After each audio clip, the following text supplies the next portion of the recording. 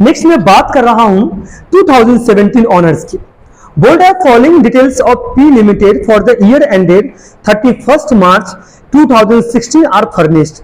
Operating leverage की ratio 3:1 है, financial leverage 2:1 है, इंटरेस्ट चार्ज पर एनम जो है वो 20 लाख है, कॉर्पोरेट टैक्स रेट 50% है और variable cost as the percentage sales 60% है और इनकम स्टेटमेंट्स कंपनी का प्रिपेयर करना है। देखिए लगभग सब कुछ सेम है।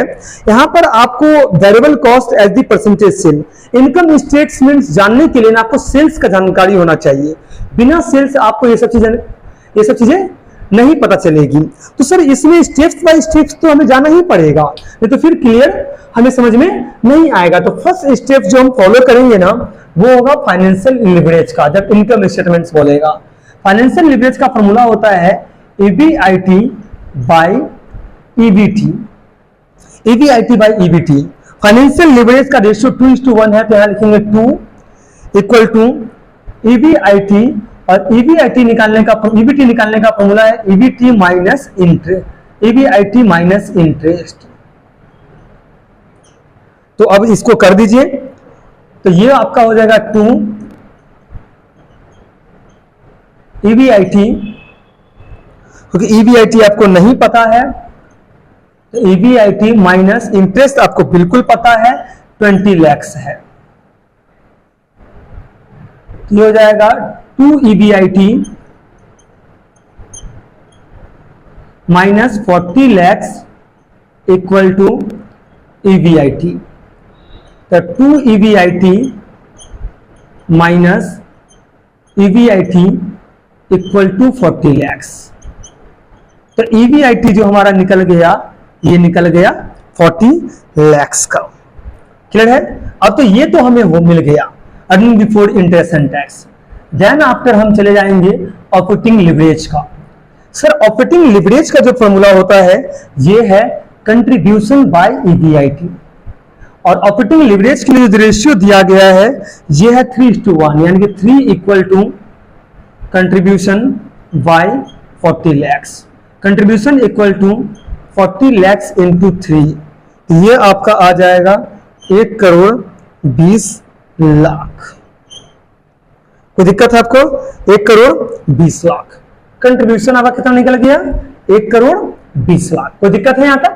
यानी सबसे पहले हमने EBIT निकाला और उसको पुट करके हम क्या निकाल दिए? कंट्रीब्यूशन। जब कंट्रीब्यूशन की सेल्स माइनस वेरिएबल कॉस्ट क्या होता है? कंट्रीब्यूशन। तो सेल्स निकालना कोई बड़ा बात नहीं है कि क्वेश्चन में साफ शब्द में बोल दिया गया है variable cost as the percentage sale 60%, यानी सेल का 60% क्या होगा? वेरिएबल कॉस्ट होगा। अगर सेल का 60% वेरिएबल कॉस्ट है तो एक नॉर्मल वर्किंग करते हैं। मान लीजिए आपका सेल जो है ना वो 100% है और वेरिएबल कॉस्ट जो है उसका 60% है, तो बैलेंस कितना बचता है? 40% क्या हो गया आपका? कंट्रीब्यूशन। और 40% के लिए कितना दिया हुआ है? 1 करोड़ 20 लाख। तो क्या हमें 100% के लिए नहीं निकाल सकते हैं क्या? बहुत आसान है निकालना। तो लिखिएगा sales equal to contributions by 100% minus 60%। तो 1 करोड़ 20 लाख डिवाइडेड 40 इंटू 100 कर देंगे। ये परसेंटेज का साइन दिया है, तो ये आपका आ जाएगा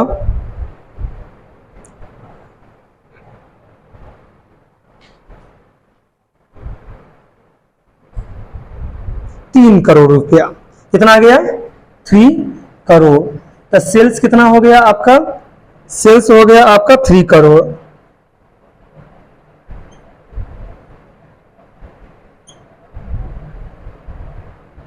सेल्स आपका निकल गया 3 करोड़। कोई दिक्कत आपको यहां तक? ये पूरा डाउट क्लियर है क्या? समझिए बिल्कुल आ चुका है? कोई डाउट, कोई दिक्कत? कोई दिक्कत नहीं है। यानी कि सबसे पहले EBIT निकाल दिया, कंट्रीब्यूशंस, देन आफ्टर हम क्या निकाल दिया? सेल्स निकाल दिए। अब हमें क्या निकाल देना है? Income statements. पॉज करके आप लोग स्क्रीनशॉट ले सकते हैं।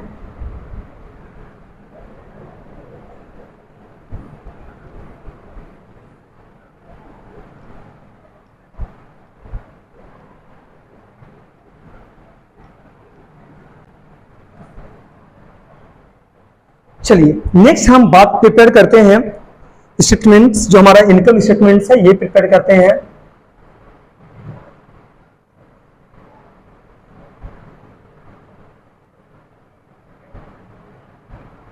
इनकम स्टेटमेंट्स ऑफ द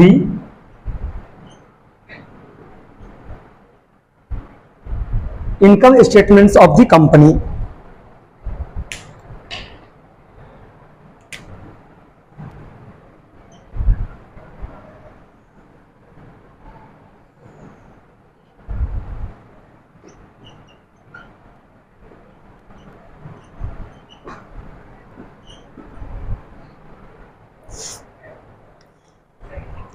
लिखेंगे सेल्स, सेल्स आपका 3 करोड़ आ गया है।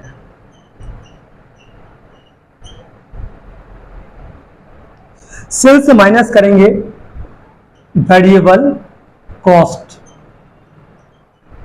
जो कि 60% सेल्स का है, तो 3 लाख का 60% आता है 1 करोड़ 80 लाख रुपया।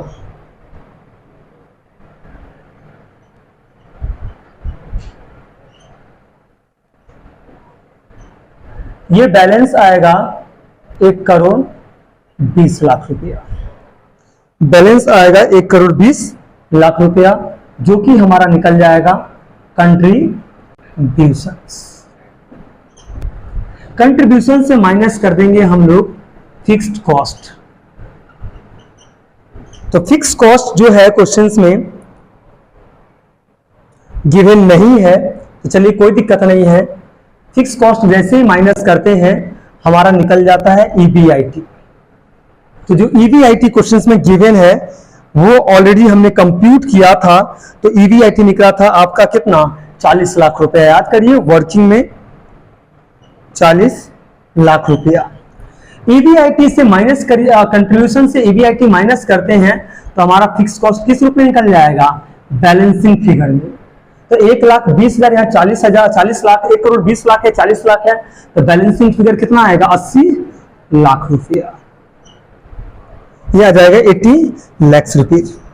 ईबीआईटी आएगा 40 लाख रुपया। इससे हम माइनस कर देंगे इंटरेस्ट जो कि ऑलरेडी गिवन है 20 लाख। जो बैलेंस आएगा वो आ जाएगा ईबीटी। ईबीटी आपका आ जाएगा 20 लाख रुपया। इससे माइनस कर देंगे हम टैक्स। टैक्स कितना परसेंट हम ले लेंगे, टैक्स हम ले लेंगे 50%। कॉर्पोरेट टैक्स रेट 50% है, तो 20 लाख का 50% जो होता है ये हो जाता है 10 लाख रुपया। तो जो बैलेंस आएगा ये आ जाएगा ईएटी, अर्निंग आफ्टर टैक्स। तो ये हमारा आ जाएगा 10 लाख रुपया। चलिए 2017 की क्वेश्चंस में हमने कंप्लीट कर लिया। Sales minus variable cost, contribution less fix cost. तो फिक्स कॉस्ट गिवन नहीं था, बट ईबीआईटी गिवन था 40 लाख, माइनस 1,20,000 से कर दिए तो 80 लाख रुपया हमारा फिक्स कॉस्ट के रूप में निकल गया। माइनस कर दिए इंटरेस्ट तो अर्निंग बिफोर टैक्स, माइनस कर दिए टैक्स तो अर्निंग आफ्टर टैक्स। ये हो गया आपका income statements of the company, यानी कंपनी की इनकम स्टेटमेंट्स की जानकारी हमने यहां पर निकाल लिया। डिफरेंट प्रोसीजर्स था। सबसे पहले हमने क्या किया, सबसे पहले हमने ईबीआईटी निकाला, ईबीआईटी का कंट्रीब्यूशन निकाला और कंट्रीब्यूशन के जरिए सेल्स निकाला और सेल्स के जरिए फिर क्या निकाल दिए, अर्निंग आफ्टर टैक्स, यानी कि जो टैक्स पे करने के बाद रेवेन्यू होता है। अगर इसके आगे जाएंगे तो प्रेफरेंस होल्डर को डिविडेंड देंगे, उस पर टैक्स पे करेंगे और फिर जो अर्निंग बच जाएगा वो इक्विटी शेयर होल्डर्स का अर्निंग होगा और उसके जरिए हम अर्निंग पर शेयर भी निकाल सकते हैं, यानी एक शेयर की क्या कीमत है। एज ए पास्ट जो हमारा पर शेयर था, फेस वैल्यू जो भी दिया हुआ था उसके हिसाब से अभी शेयर की प्राइस क्या होनी चाहिए। चलिए 17 भी हो गया, नेक्स्ट 18 की तरफ चल रहे हैं। नेक्स्ट हम बात करने जा रहे हैं 2018 ऑनर्स की। Calculate different kinds of leverage from the following informations of XYZ company. Production and sales है, 1600 units, selling price per units है, वेरिएबल कॉस्ट पर यूनिट्स है। सिचुएशन A, B और C तीन सिचुएशन है जिसकी फिक्स ऑपरेटिंग कॉस्ट गिवन है। Financial alternative आपके पास डिफरेंट प्लान है, plan 1, plan 2, plan 3, equity and डेब्ट गिवन है। सबसे पहले आपको तो ये दिखना है सिचुएशन के हिसाब से डिफरेंट प्लान में हमें किस प्लान में फायदा हो सकता है, तो उसको हम क्या कर लेंगे, सेलेक्ट कर लेंगे। क्योंकि इक्विटी और डिवेंचर्स जो हमारा होता है ना, डेब्ट जब पार्ट ऑफ कैपिटल स्ट्रक्चर्स, जहां पर हमें समझना पड़ता है कि हम कितना इन्वेस्ट करेंगे जिससे हमें कितने रिटर्न्स आ सकता है, इसका इंपैक्ट क्या पड़ेगा बिजनेस की पोजीशंस के ऊपर। सिचुएशंस के हिसाब से हमें क्या करना पड़ेगा, देखना पड़ेगा, और इसकी जानकारी हमें कंबाइंड लीवरेज के बाद पता चलेगा। तो सबसे पहले तो हम देख लेते हैं प्रोडक्शन एंड सेल्स कितना कर रहा है।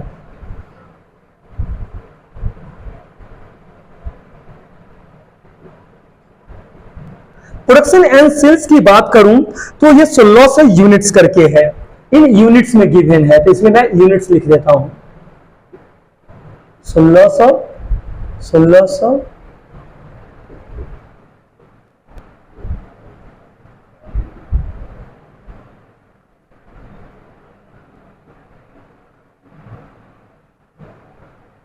प्रोडक्शन एंड सेल्स की बात जो मैं बात करूंगा ये है आपका सेलिंग प्राइस पर यूनिट्स।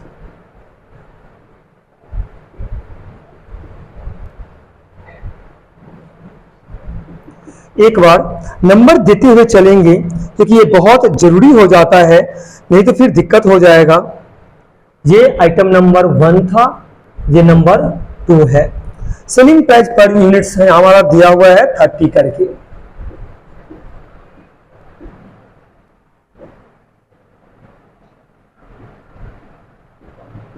एक यूनिट्स को हम सेल करेंगे 30 रुपया में, क्लियर के नहीं है?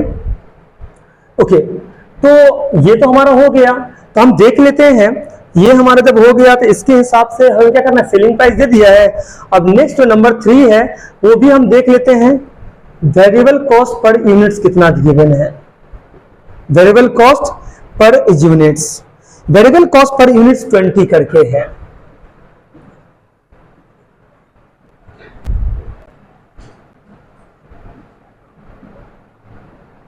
सेलिंग प्राइस पर यूनिट से जब आप माइनस करते हो वेरिएबल कॉस्ट पर यूनिट्स को, तो ये निकल जाता है कंट्रीब्यूशन पर यूनिट्स। क्या निकल जाता है, कंट्रीब्यूशन पर यूनिट्स। कैसे निकलेगा, 2 - 3, यानी selling price per units minus variable cost per units, तो ये आ जाएगा 10-10 करके।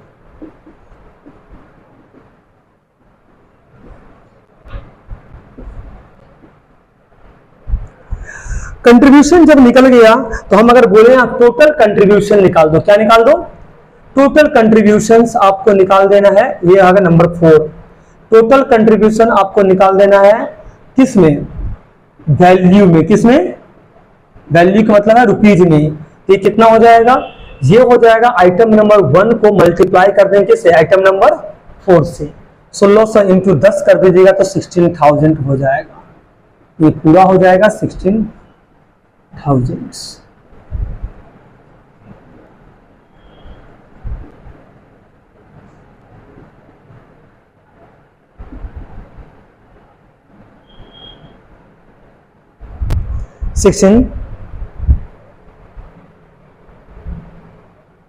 टोटल कंट्रीब्यूशन जो है ये 16,000 हो जाएगा। क्लियर है? नेक्स्ट हम नंबर 5 बात कर देते हैं, ये है हमारा फिक्स कॉस्ट। फिक्स कॉस्ट की बात कर लेता हूं। फिक्स कॉस्ट जो है सिचुएशन ए के लिए जो है वो 4,000 करके है, सिचुएशन बी के लिए 2,000 करके है, और सिचुएशन सी के लिए 6,000 करके है। सिचुएशन ए में 4,000 करके है, 2,000 करके है, 6,000 करके है।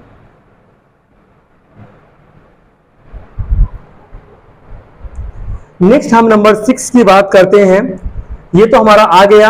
अच्छा, अब नंबर 6 आइटम जो निकलेगा कंट्रीब्यूशन से जैसे ही हम माइनस करते हैं फिक्स कॉस्ट, ये निकल जाता है ईबीआईटी। क्या निकल जाता है, ईबीआईटी। ईबीआईटी को आप ऑपरेटिंग प्रॉफिट भी बोल सकते हैं क्योंकि ऑपरेशन का ही प्रॉफिट है। कैसे निकला ईबीआईटी, ईबीआईटी निकल गया आपका, ये टोटल कंट्रीब्यूशन था ना, ये आइटम नंबर आई थिंक 5 था, ये आइटम नंबर 6 होगा, और ये आइटम नंबर 7। यानी कि 5 माइनस 6 कर दीजिएगा तो आपका EBIT निकल जाएगा 12,000, 12,000, 12,000, 14,000, 14,000, 14,000,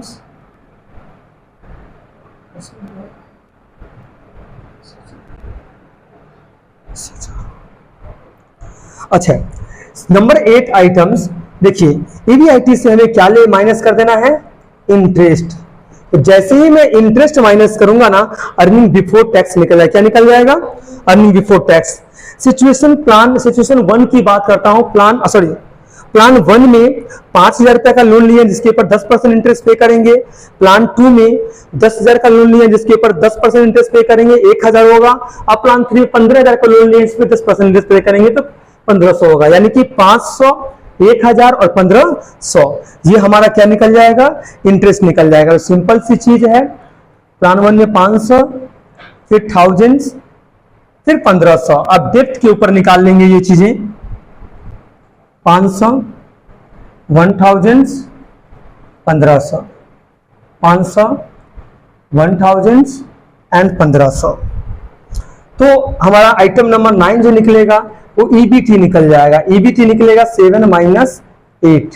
तो 12,000 माइनस 500, 11,500, 11,000, 10,000, 500, फिर 13,500, 13,000, 12,500, 9,500, 9,000, 8,500। अब डिग्री ऑफ ऑपरेटिंग लिवरेज का फॉर्मूला है कंट्रीब्यूशन बाय EBIT और डिग्री ऑफ फाइनेंशियल लिवरेज का फॉर्मूला है EBIT बाय EBT और कंबाइंड लिवरेज का फॉर्मूला है degree of operating leverage into degree of financial leverage. तो ये निकाल देते हैं। चलिए contributions by EBIT 16,000 divided by 12,000 ये आपका आ गया 1.33।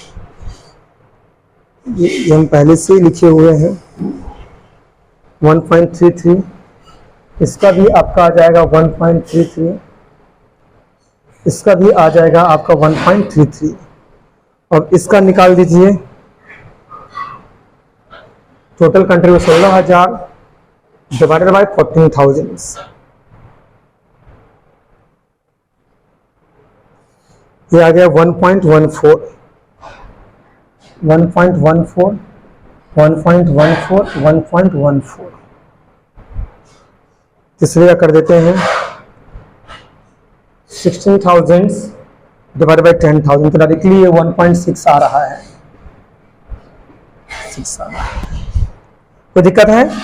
कंबाइंड फाइनेंशियल लिवरेज पहले वाले का कर दीजिए।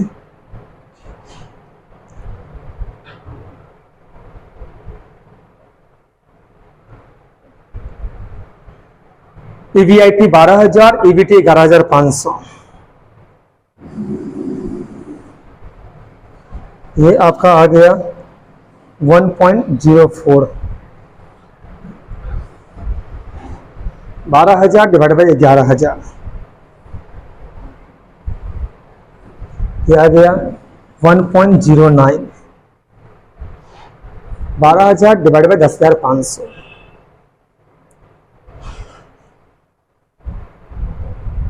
ये आ गया 1.14। 14,000 डिवाइड बाई 13,500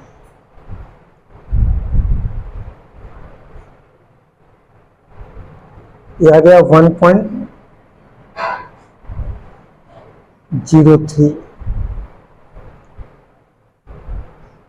नेक्स्ट का ले लीजिएगा 1.04, 1.09, 1.14। ये 037 था तो इसलिए मैं 04 कर दे रहा हूं।